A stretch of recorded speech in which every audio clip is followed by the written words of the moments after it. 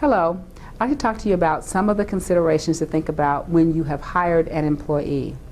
One of the things you want to know when you hire an employee is whether or not the state you live in has for cause firing, and that means that the employee has a job as long as they do their job and do their job competently.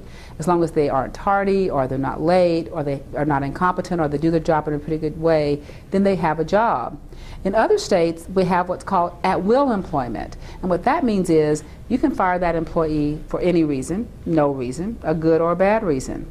That does not, however, mean you can fire that employee for a prohibited reason. You are never allowed to fire a person or take any employment decision about a person based on that person's age, sex, nationality, color, race, or any of these things that are protected in terms of things that you can't change about yourself. Then we don't consider them in the employment context.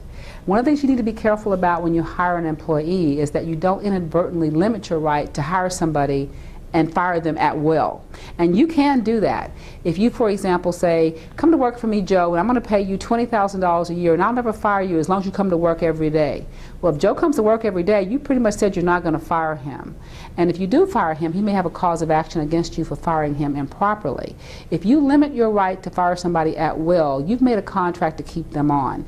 Now, in many cases, that contract has to be in writing, but the thing to do is be very careful about hiring employees, know whether or not they're at will or for cause state that you live in, and don't make promises unless you intend to keep them.